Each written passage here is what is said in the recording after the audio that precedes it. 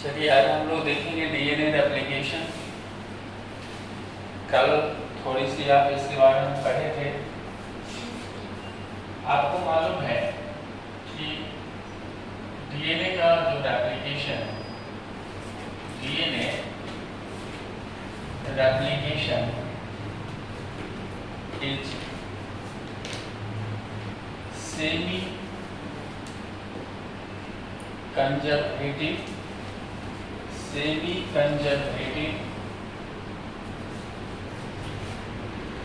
semi discontinuous and bidirectional or unidirectional। Bidirectional किसके अंदर होता है? बाईडायरेक्शनल यूकैरियोटिक सेल में होता है, यूकैरियोट्स के अंदर बाईडायरेक्शनल होता है और प्रोकैरियोट में यूनिडायरेक्शनल होता है। इसके यहाँ जो सेमी डिसकंटिन्यूअस है, हम लोग आगे देखेंगे कि जो डीएनए का स्ट्रैंड है, जो डीएनए का स्ट्रैंड फॉर्म होता है उसमें एक न्यू स्ट्रैंड होते हैं, दूसरे जो होते हैं ओल्ड स्ट्रैंड होते हैं। जब रेप्लिकेशन होगा तो लीडिंग स्ट्रैंड और लैगिंग स्ट्रैंड का फॉर्मेशन होता है। जो लैगिंग स्ट्रैंड होते हैं वो फ्रैगमेंट में होता है, जिसको ओकाजाकी फ्रैगमेंट कहते हैं, तो वो डिसकंटिन्यूअस होता है। वो कंप्लीट कब होगा? डीएनए लाइगेज एंजाइम जो है उसको सील करेगा, उसको जोड़ देगा। इसके लिए आपको नीट में जो क्वेश्चंस आती हैं, ऐसा इसलिए होता है कि जो लीडिंग स्ट्रैंड जो होती है वो कंटिन्यूस क्यों होते हैं? क्योंकि उसके 3 प्राइम पे हाइड्रोक्सिल ग्रुप फ्री होता है, इसलिए वो कंटिन्यूस होता है। जबकि फॉर्क एंड पे जो दूसरा आरएनए प्राइमर है वो डिसकंटिन्यूअस फ्रैगमेंट में स्ट्रैंड का फॉर्मेशन करता है। सेमी कंजर्वेटिव आप जानते हो, सेमी कंजर्वेटिव का मतलब होता है कि एक जो डीएनए का स्ट्रैंड जो अभी न्यूली सिंथेसाइज्ड डीएनए डुप्लेक्स जो है उसमें एक ओल्ड न्यू स्ट्रैंड होती है और दूसरे ओल्ड स्ट्रैंड होती है। तो ये आप एक कैरेक्टरिस्टिक फीचर है डीएनए रेप्लिकेशन का। रेप्लिकेशन का मतलब ये होता है कि photocopy of DNA, कॉपिंग of DNA duplex, है ना। आप ये भी जानते हो कि सेल साइकिल में जो एस फेज आया था वहाँ पे डीएनए का डुप्लीकेशन होता है। सेल जो है डीएनए के कंटेंट को डबल कर लेता है।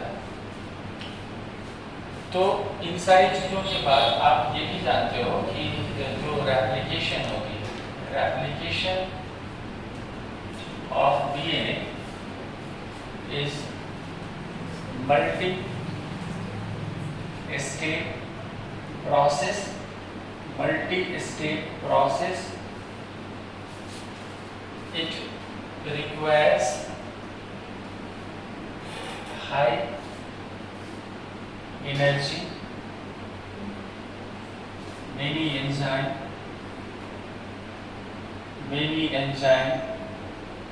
and other factor। ये भी आप जानते हो। हम लोग ये भी जानते हैं कि ये जो मल्टी स्टेप्स हैं, ये मल्टी स्टेप्स आर क्या है? प्रेरणा कुमारी बोलिए, मल्टी स्टेप्स जो है वो क्या क्या है? मल्टी स्टेप्स क्या है बताइए। तो इसमें हम लोग सबसे पहले ओरिजिन ऑफ रेप्लिकेशन देखते हैं। दूसरा जो है एक्टिवेशन ऑफ डीऑक्सीराइबोन्यूक्लियोटाइड। थर्ड बोलिए exposure of parental DNA duplex next step बताएं। Formation of RNA. जो नेक्स्ट स्टेप है, जो नेक्स्ट स्टेप है वो है formation of RNA primer. RNA primer और भी दूसरे स्टेप्स हैं। जो दूसरे स्टेप हैं क्या है बताइए? Base pairing. बेस पेयरिंग है, बेस पेयरिंग है। जो सिक्स स्टेप है वो फॉर्मेशन ऑफ न्यू स्ट्रैंड है। और बताएं। और जो सेवेंथ है वो क्या है? Proof reading. Proof reading. तो आप ये देख रहे हैं कि ये 7 स्टेप्स हैं। जो पहला स्टेप था वो ऑरिजिन ऑफ रेप्लिकेशन। जो फर्स्ट था वो क्या है? Origin of replication. दूसरा जो है एक्टिवेशन ऑफ डीऑक्सीराइबोन्यूक्लियोटाइड। तीसरा exposure of parental DNA duplex. Fourth जो है formation of RNA primer. Fifth जो है बेस पेयरिंग है। सिक्स जो है फॉर्मेशन ऑफ न्यू स्ट्रैंड है। और जो सेवेंथ है वो प्रूफ रीडिंग। तो इन सारी चीज़ों को हम लोग डिस्कस करेंगे। तो जो फर्स्ट स्टेज है आपका वो सबसे पहले आप देखेंगे। जो फर्स्ट स्टेज है वो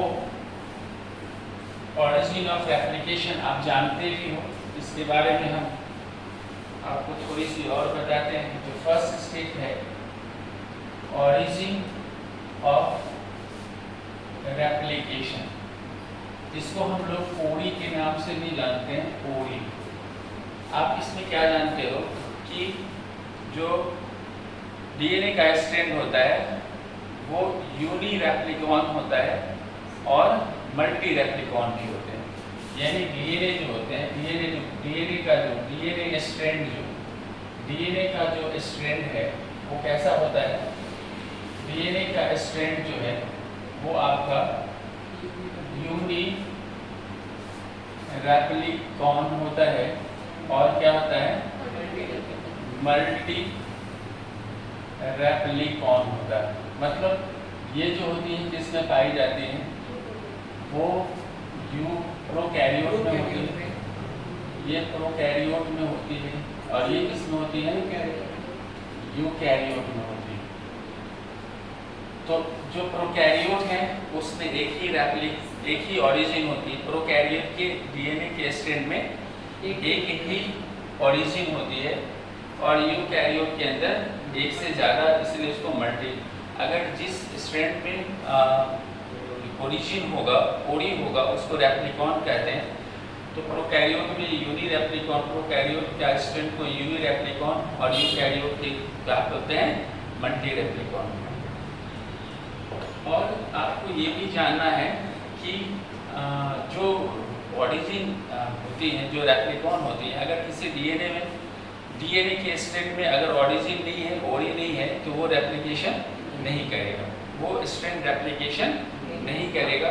तो ऑरिजिन का होना बहुत जरूरी है ताकि रेप्लिकेशन हो सके। तो आपने पहला जो प्रोसेस देखा, जो फर्स्ट स्टेप देखा आपने, फर्स्ट स्टेप में क्या देखा कि डीएनए के स्ट्रैंड में ऑरिजिन होती है। ऑरिजिन क्या करती है? रेप्लिकेशन में मदद करेगी। वहाँ पे वेरियस एंजाइम आएंगे और एंजाइम आके जो स्ट्रैंड है उसको एक्सपोज करेगा। जब हमको ऑरिजिन के बारे में पता चल जाता है तब हम क्या करते हैं? Activation of deoxyribonucleotide. अब देखिए इसमें आप अच्छे से जानते हो कि जो निकुलियोप्लाज्म है, निकुलियोप्लाज्म के अंदर ये जो निकुलियोटाइड्स है, डीऑक्सीराइबोन्यूक्लियोटाइड्स फ्रीली मूव करते रहता है ना। न्यूक्लियोप्लाज्म के अंदर डीऑक्सीराइबोन्यूक्लियोटाइड्स होते हैं। ये कैसे एक्टिवेट होते हैं? ये जो डीऑक्सीराइबोन्यूक्लियोटाइड्स हैं, ये डीऑक्सीराइबोन्यूक्लियोटाइड्स कौन है जो आपको न्यूक्लियोप्लाज्म में मिलेंगे? न्यूक्लियोप्लाज्म में कौन कौन से डीऑक्सीराइबोन्यूक्लियोटाइड मिलेंगे? तो फर्स्ट है आपका डीऑक्सीराइबोएडिनोसिन मोनोफॉस्फेट मिलते हैं, डीऑक्सीगुएनोसिन मोनोफॉस्फेट मिलते हैं, डीऑक्सीथाइमिडीन मोनोफॉस्फेट मिलते हैं, डीऑक्सीथाइमिडीन मोनोफॉस्फेट मिलते हैं। न्यूक्लियोप्लाज्म के अंदर कौन कौन से मिले? डीऑक्सीएडिनोसिन मोनोफॉस्फेट मिले, डीऑक्सीगुएनोसिन मोनोफॉस्फेट मिले, डीऑक्सीथाइमिडीन मोनोफॉस्फेट मिले, डीऑक्सीसाइटिसिन है, डीऑक्सीसाइटिसिन मोनोफॉस्फेट, डीऑक्सीथाइमिडीन मोनोफॉस्फेट, ये न्यूक्लियोप्लाज्म में मिलते हैं। अब ये एक्टिवेट कब होगा? जब हम इसको फॉस्फोरिक एसिड के साथ, फॉस्फोराइलेज एंजाइम के साथ, फॉस्फोराइलेज एंजाइम और कुछ एनर्जी भी देंगे। जब हम इनको फॉस्फोराइलेज एंजाइम के साथ रखेंगे, कुछ एनर्जी दे देंगे, तो ये सब क्या करेगा? ये सब मोनोफॉस्फेट है, दो फॉस्फेट ग्रुप को लेके डीऑक्सीएडिनोसिन ट्राइफॉस्फेट बन जाएगा, डीऑक्सीगुएनोसिन ट्राइफॉस्फेट बन जाएगा, डीऑक्सीसाइटोसिन ट्राइफॉस्फेट बन जाएगा, डीऑक्सीथाइमिडीन ट्राइफॉस्फेट। ऐसे अब ये एक्टिवेटेड डीऑक्सीराइबोन्यूक्लियोटाइड, ये चारों कैसे हैं? Activated deoxyribonucleotide. तो जैसे ही हमें ओरिजिन का पता चलता है, हमें क्या मिल गया? Activated deoxyribonucleotide. जो डीऑक्सीराइबोन्यूक्लियोटाइड जो मोनोफॉस्फेट के फॉर्म में है, वो फॉस्फोरिक एसिड के साथ रिएक्शन करता है फॉस्फोराइलेज एंजाइम प्लस एनर्जी की सहायता से, और वो ट्राइफॉस्फेट में चेंज हो जाती है, एक्टिवेटेड फॉर्म में बदल जाती है। तो आपने ये एक्टिवेशन ऑफ डीऑक्सीराइबोन्यूक्लियोटाइड रेप्लिकेशन होने के लिए न्यूक्लियोप्लाज्म में ऐसी घटनाएं घटती। दूसरा देखें आप, थर्ड जो स्टेप्स हैं, वो स्टेप्स में क्या है? थर्ड स्टेप्स में है आपका एक्सपोजर ऑफ पेरेंटल। हाँ, तो देखिए, तो थर्ड स्टेप्स देखें अच्छे से। देखिए, तीसरा जो स्टेप्स है एक्सपोजर ऑफ पेरेंटल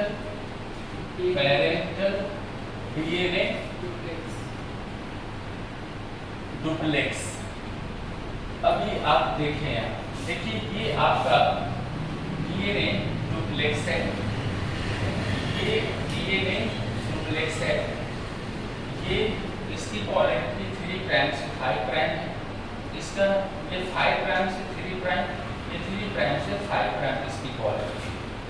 इसको एक्सपोज होना है ना, इसको क्या होना है? एक्सपोज होना है, इसको अनविंड होना, एक्सपोज होना है या अनविंड होना है। क्या होगा? आप जानते हो कि डीएनए के स्ट्रैंड के ऊपर, इस स्ट्रैंड के ऊपर ओरी होता है। हमने जो कहा, अगर यहाँ ओरी है तो ये स्ट्रैंड, ये ओरी अगर यहाँ मिला तो यहाँ पे क्या हुआ? हेलिकेज नामक एंजाइम आ गया। इस जगह पे कौन आया? इस जगह पे हेलिकेज नामक एंजाइम आया, हेलिकेज नामक आया, इसी को हम अनविंडेज भी बोलते हैं। ये एंजाइम आई और ये डीएनए का जो स्ट्रैंड था, इस डीएनए के स्ट्रैंड को क्या कर दिया? एक्सपोज कर दिया, अनविंड कर दिया। ठीक है, अभी हेलिकेज ये क्या किया? इसको अनविंड कर दिया, खोल दिया, जिससे इसके बेस जो हाइड्रोजन बॉन्ड से जुड़े हुए थे वो ब्रेक कर दिए। यहाँ पे बेस है, ये सब बेस है इनके। अब देखिए जैसे ही ये अनबिल्ड होगा तो ये फैलना चाहेगा, स्ट्रेंथ जो है वो अनस्टेबल हो जाएगा। तो इसको स्टेबल करने के लिए हम इसके ऊपर एंजाइम डालते हैं और उस एंजाइम का नाम है SSBP। यानी ये कैसा एंजाइम है? Single stranded binding protein. ये कैसा है? सिंगल स्ट्रैंडेड बाइंडिंग प्रोटीन है। अब देखिए ये सिंगल स्ट्रैंडेड बाइंडिंग प्रोटीन क्या किया, इसको बहुत ज्यादा फैलने से रोका, इसको बहुत ज्यादा अनबिल्ड होने से रोका। अब जैसे ही अनबिल्ड होता है तो जो एंड पॉइंट है, अभी आप देख रहे हो ये 5 प्राइम है, 3 प्राइम, ये 3 प्राइम है, ये 5 प्राइम। तो ये जो एंड है वो क्वाइल करना चाहता है। जैसे ही अनबिल्ड हो जाएगा तो हम SSBP से स्टेबल कर भी दिए, फिर भी एंड जो स्ट्रैंड होती है वो क्वाइल होना चाहती है। तो वो एक टेंशन वहाँ पे फील करता है जिससे वो लिपटना, क्वाइल स्प्रिंग जैसा मुड़ना चाहता है। तो इस चीज को हटाने के लिए हम एक और एंजाइम डाल देते हैं इसके ऊपर एक और एंजाइम डाल दिए, और वो जो एंजाइम है उस एंजाइम का नाम है टोकोआइसोमेरेज। इस एंजाइम का क्या नाम है? इस एंजाइम का नाम है टोकोआइसोमेरेज। टोकोआइसोमेरेज का क्या काम है? टोकोआइसोमेरेज जो है, टोकोआइसोमेरेज क्या किया? टोकोआइसोमेरेज स्ट्रैंड को क्वाइल होने से रोक लिया, क्वाइल होने नहीं दिया। आप एक चीज और समझना है आपको मेडिकल पॉइंट ऑफ व्यू से कि ये टोकोआइसोमेरेज तो यूकैरियोटिक सेल में है। गायरेज जो है, गायरेज एक गायरेज एंजाइम है जो टोकोआइसोमेरेज के का ही काम करता है, लेकिन ये किस में काम करता है? Gyrase prokaryote. गायरेज प्रोकैरियोट के स्ट्रैंड को क्वाइल होने से रोकता है। टोकोआइसोमेरेज यूकैरियोटिक डीएनए को क्वाइल होने से रोकता है। अब देखिए ये जो स्ट्रैंड एक्सपोज हुआ, ये स्ट्रैंड को एक्सपोज डीएनए के पार्ट को हम क्या कहते हैं? इसी को क्या कहते हैं हम लोग? वाइट फॉर्क कहते हैं। क्या कहते हैं? वाइट फॉर्क, है ना? या इसको हम फॉर्क भी कहते हैं, ठीक है? ये आपका पेरेंटल डीएनए डुप्लेक्स एक्सपोज हो गया, समझा आपने? जो डीएनए का स्ट्रैंड होता है, हमने कहा जो डीएनए का स्ट्रैंड होता है उसके ऊपर ओरी होता है, ओरी के ऊपर हेलिकेज नामक एंजाइम आते हैं, अनविंडेज नामक एंजाइम आते हैं, और स्ट्रैंड जो नाइट्रोजिनस बेस से जुड़ा हुआ था उस बॉन्ड को तोड़ता है और स्ट्रैंड को अनजिप कर देता है, स्ट्रैंड को अनविंड कर देता है। जैसे ही वो होते हैं वो बहुत ज्यादा फैले नहीं, इसके लिए SSBP नामक प्रोटीन आता है, सिंगल स्ट्रैंडेड बाइंडिंग प्रोटीन आता है, उसको ज्यादा फैलने से रोकता है। टोकोआइसोमेरेज इस स्ट्रैंड को क्वाइल होने से बचा लेता है। हमने ये कहा कि प्रोकैरियोट में गायरेज का इस्तेमाल, गायरेज जो है टोकोआइसोमेरेज का काम करता है। तो ये डीएनए का स्ट्रैंड क्या हो गया? अनजिप हो गया, अनविंड हो गया। ये वाई फॉर्क, रेप्लिकेशन फॉर्क का निर्माण करते हैं। किसका निर्माण कर दिया? रेप्लिकेशन फॉर्क का निर्माण कर दिया, रेप्लिकेशन फॉर्क। बताइए प्रतिमा जी, जो फोर्थ स्टेज है वो क्या है? Formation of RNA primer. ध्यान से देखिए, आरएनए प्राइमर, ध्यान से देखिए, फॉर्मेशन ऑफ आरएनए प्राइमर। देखिए आरएनए प्राइमर जो है वो आरएनए से बना हुआ एक छोटा सा सेगमेंट होता है। आरएनए प्राइमर मात्र 4 से 12 न्यूक्लियोटाइड लंबा होता है, और इसका फॉर्मेशन हमेशा जो डीएनए का स्ट्रैंड है, जो 3 प्राइम, जो 3 प्राइम एंड है, एक स्ट्रैंड, जैसे डीएनए का ये 2 स्ट्रैंड है, ये एक स्ट्रैंड है, ये दूसरा स्ट्रैंड है। तो पहला स्ट्रैंड जो है उसके 3 प्राइम पे, और जो दूसरा है स्ट्रैंड उसका जो 4th एंड है आरएनए का प्राइमर, यहाँ पर देखिए, इसको हम विटामिन दे रहे हैं, आप लिख रहे हैं ये सब चीज। तो देखिए आरएनए प्राइमर का निर्माण हमेशा कहाँ होता है? एक स्ट्रैंड के 3 प्राइम एंड पे ये आरएनए प्राइमर, ये क्या है? आरएनए प्राइमर, ये आरएनए प्राइमर है। ध्यान से देखिए, ये आरएनए यहाँ प्राइमर है, फिर ये 4th एंड है, ये 4th एंड जहाँ है वहाँ एक आरएनए प्राइमर, ये भी आरएनए प्राइमर। एक आरएनए प्राइमर कहाँ बना है? 3 प्राइम एंड पर, एक स्ट्रैंड के 3 प्राइम एंड के पास। दूसरा आरएनए प्राइमर कहाँ बना है? दूसरे स्ट्रैंड के 4th एंड के पास। आपको ध्यान में ये रखना है कि आरएनए प्राइमर एक स्ट्रैंड के 3 प्राइम एंड पे बनेगा और दूसरा कहाँ बनेगा? दूसरे स्ट्रैंड के 4th एंड पे बनेगा। कौन बनाता है आरएनए प्राइमर का? यहाँ ध्यान से देखिए, ये आरएनए प्राइमर कौन बनाएगा? आरएनए प्राइमर कौन बनाएगा? RNA primer DNA dependent RNA polymerase नामक एंजाइम, आरएनए पॉलीमेरेज एंजाइम। हम चूंकि आपको पहले ही बताया कि रेप्लिकेशन के लिए बहुत ज्यादा एंजाइम की जरूरत पड़ती है, तो डीएनए के ऊपर निर्भर रहने वाला आरएनए पॉलीमेरेज एंजाइम जो है वो क्या करता है कि एक 4 से 12 न्यूक्लियोटाइड्स लंबा है ना, एक आरएनए का सेगमेंट बना दिया। आरएनए सेगमेंट कहाँ बना दिया? 3 प्राइमेट और 4 एंड के पास बना। ठीक है, यही क्या करेगा? ये जो है ये डीएनए का स्ट्रैंड का निर्माण करेगा। किसका निर्माण करेगा ये जी? डीएनए स्ट्रैंड का। यही डीएनए स्ट्रैंड का निर्माण करेगा। देखिए, यही क्या करता है? डीएनए स्ट्रैंड का निर्माण करेगा। आरएनए प्राइमर जो फॉर्म होगा उसकी पोलैरिटी हमेशा 5 प्राइम होगी। कहाँ पे हो गई? पोलैरिटी 5 प्राइम पे होगी। यहाँ पे पोलैरिटी क्या हो जाएगा जी? यहाँ पे भी पोलैरिटी क्या हो गया? 5 प्राइम। नहीं, यानी आरएनए प्राइमर का फॉर्मेशन हमेशा कहाँ होती है? 5 prime. DNA dependent RNA polymerase को क्या कहते हैं? प्राइमेज भी कहते हैं। इसको हम क्या कहते हैं? प्राइमेज भी कहते हैं। इस एंजाइम को क्या कहते हैं? प्राइमेज भी कहते हैं। तो देखिए, आपने समझा फॉर्मेशन ऑफ आरएनए प्राइमर में कि आरएनए प्राइमर एक छोटा सा 4 से 12 न्यूक्लियोटाइड का बना हुआ आरएनए का सेगमेंट है जो एक स्ट्रैंड के 3 प्राइम एंड के पास और दूसरे स्ट्रैंड के 4th एंड के पास बना। इस आरएनए प्राइमर की पोलैरिटी कितना होती है? 5 प्राइम होती है।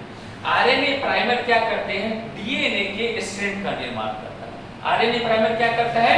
डीएनए के स्ट्रैंड का निर्माण। अब देखो, अगर ये डीएनए का स्ट्रैंड है तो यहाँ पर भी तो नाइट्रोजनस बेस बनेगा, यहाँ पर भी तो नाइट्रोजनस बेस बनेगा ना।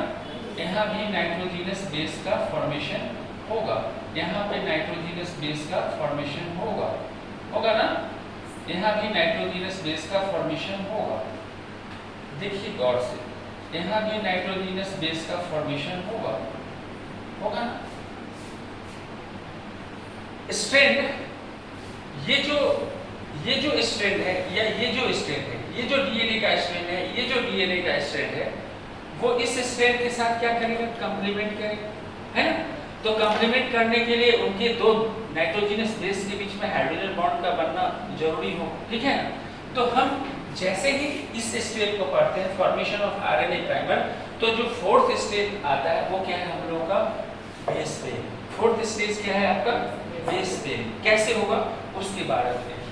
तो आपने फॉर्मेशन ऑफ आरएनए प्राइमर देख लिया, कहाँ पे बनता है, किस एंजाइम की सहायता से बनता है। ये आरएनए प्राइमर जो आरएनए का छोटा सा सेगमेंट है वो किस स्ट्रैंड का निर्माण करेगा? ये डीएनए के स्ट्रैंड का निर्माण करेगा। ये जो डीएनए स्ट्रैंड बना है उसका कंप्लीमेंट्री कौन करेगा? ओल्ड स्ट्रैंड करेगा। कौन करेगा? चलिए, तो 4th स्ट्रैंड में हम लोग आते हैं। 4th स्टेप में आते हैं। 4th स्टेप क्या हो गया जी? Base pairing. अब यहाँ ध्यान से देखिए, ध्यान से देखिए।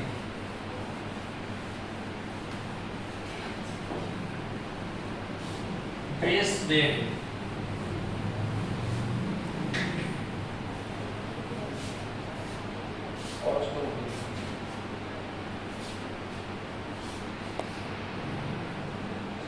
चलिए, तो बेस पेयरिंग अब हम लोग देखते हैं बेस पेयरिंग कैसे होगा। जो आरएनए प्राइमर स्ट्रैंड बनाया है उसका बेस पेयरिंग कैसे होगा। तो अभी आप देखिए, हम लोग यहाँ तक देख चुके हैं कि ये जो है, ये जो स्ट्रैंड है ये तो अनवीन्ड हो चुका है। अनवीन्ड होने के बाद यहाँ आरएनए प्राइमर भी आ चुका है। आरएनए प्राइमर है और ये एक स्ट्रैंड बनाया, यहाँ भी आरएनए प्राइमर है, ये भी स्ट्रैंड बना रहा है, देखिए फ्रैगमेंट में ये भी स्ट्रैंड बना रहा है। तो इसकी पोलैरिटी हमने कहा 5 प्राइम है, इसकी भी पोलैरिटी 5 प्राइम है। यहाँ बेस है, ये सब बेस है, ये भी बेस है। अब ये दोनों बेस कैसे एक दूसरे के साथ ज्वाइन करेंगे, इसके बारे में हम लोग बात कर रहे हैं। ये सब बेस जो है कैसे पेयरिंग करेंगे। अब एक चीज़ आपको देखना है कि आप देख रहे हो कि ये जो स्ट्रैंड है इसको हम लोग लीडिंग स्ट्रैंड बोलते हैं, लीडिंग स्ट्रैंड है, और ये कंटिन्यूअस है। कंटिन्यूअस इसलिए है क्योंकि इसके पास यहाँ पे जो भी शुगर होगा उसके 3 प्राइम एंड पे OH फ्री होते हैं। ये लैगिंग स्ट्रैंड है। ये कौन सा स्ट्रैंड है? लैगिंग स्ट्रैंड इसको बोलते हैं। ये डिसकंटिन्यूअस होती है, आप देख रहे हो ना, डिसकंटिन्यूअस है ना।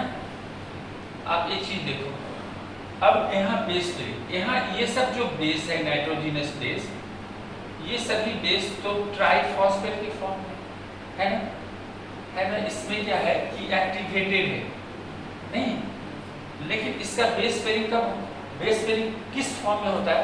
जब वो मोनोफॉस्फेट के रूप में है ना। तो आपके पास अभी तो न्यूक्लियोप्लाज्म में, ध्यान से देखिए, न्यूक्लियोप्लाज्म में DATP है, DGTP है, DCTP है, DTTP है। ये इसको इसके साथ पेयर करने के लिए मोनोफॉस्फेट के फॉर्म में आना चाहिए। तो यहाँ क्या होता है कि इन सारे को पायरोफॉस्फेटेज एंजाइम, कौन? पायरोफॉस्फेटेज एंजाइम जो है, इनको क्या करता है, मोनोफॉस्फेट के रूप में डीऑक्सी एडिनोसिन मोनोफॉस्फेट में ब्रेक कर देता है। ये सब मोनोफॉस्फेट के रूप में चेंज हो, मोनोफॉस्फेट के रूप में चेंज हो। देखिए, यानी डीऑक्सी एडिनोसिन मोनोफॉस्फेट बन गया, डीऑक्सी ग्वेनोसिन मोनोफॉस्फेट बन गया, deoxy cytosine monophosphate, deoxy thymidine monophosphate. साथ साथ एनर्जी भी आएगा, यहाँ पे इनऑर्गेनिक फॉस्फेट भी आएगा और साथ साथ क्या निकला, एनर्जी। ये एनर्जी का इस्तेमाल क्या करेगा, बेस पेयरिंग में कर लेगा। अगर सपोज दैट कि यहाँ पे अगर पेरेंट के पास C है तो जो कंप्लीमेंट करेगा उसके पास क्या हो जाएगा, G होगा।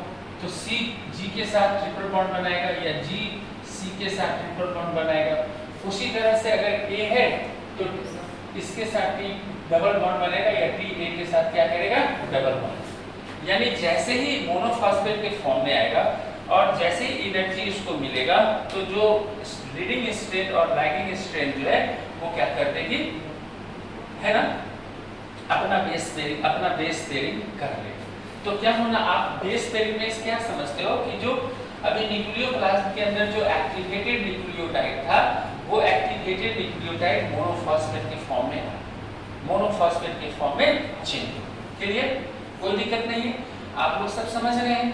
अब चलो इसके बाद जो हमारा जो 6th है वो हम लोग देखेंगे 6th स्टेप में कि नए स्ट्रैंड का फॉर्मेशन कैसे होता है, यानी लीडिंग स्ट्रैंड और लैगिंग स्ट्रैंड कैसे बनते हैं उसके बारे में हम लोग समझते हैं। देखिए, यहाँ से आपको अच्छे से ध्यान से सीखना है, समझना है, ये भी बहुत इंपॉर्टेंट है। जो यहाँ फॉर्मेशन ऑफ न्यू स्ट्रैंड, देखिए फॉर्मेशन ऑफ न्यू स्ट्रैंड, नाम आप जान रहे हो, न्यू स्ट्रैंड का नाम क्या है, लीडिंग स्ट्रैंड और लैगिंग। अब यहाँ ध्यान दें, फॉर्मेशन ऑफ न्यू स्ट्रैंड, देखो स्ट्रैंड फॉर्मेशन जो होती है, new strand formation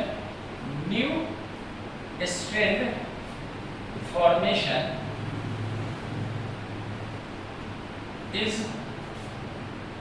by the help of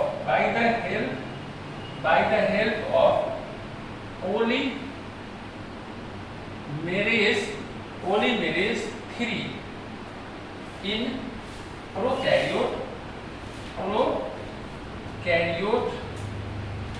और डेल्टा या इप्सिलॉन इन यूके। ध्यान से देखिए, हम क्या बोले कि नया स्ट्रैंड अगर प्रोकैरियोटिक सेल है तो एंजाइम पॉलीमेरेज 3 क्या करता है, नया स्ट्रैंड का निर्माण करेगा। हम लोग के अंदर डेल्टा और एप्सिलॉन जो है वो नए स्ट्रैंड का फॉर्मेशन करेगा। ठीक है, ध्यान से देखिएगा, ये जो पॉलीमेरेज है आपका, ये जो पॉलीमेरेज है, पॉलीमेरेज 3 का बहुत सारे सब यूनिट होते हैं। पॉलीमेरेज के सब यूनिट भी होते हैं। पॉलीमेरेज 3 जो है इसके सब यूनिट है। सब यूनिट है, क्या है सब यूनिट, ध्यान से देखिएगा। इसके सब यूनिट अल्फा है, बीटा है, डेल्टा है, गामा है, थीटा है, पाई है ना, इप्सिलॉन भी है ना। यानी alpha, beta, delta, gamma, theta, pi है ना, ये सब इसके क्या है, पाई, इप्सिलॉन में पाई, ये सब इनकी क्या है, सब यूनिट, इनके सब यूनिट है। आप यूकैरियोट में तो डेल्टा और इप्सिलॉन, हमारे यूकैरियोट में कौन नहीं है, पाई नहीं है, थीटा नहीं है। यूकैरियोट में कौन है, इप्सिलॉन है, इसके पास इप्सिलॉन नहीं है। अब देखिए यहाँ क्या होता है, अगर स्ट्रैंड का फॉर्मेशन प्रोकैरियोट में हो रही हो तो क्या होगा, यूकैरियोट में हो रही है तो क्या होगा। अब यहाँ देखिए, with presence of respective enzyme with presence of respective enzyme and ATP या GTP या TPP, ये सब सोर्स ऑफ एनर्जी है। Adenosine triphosphate, guanosine triphosphate,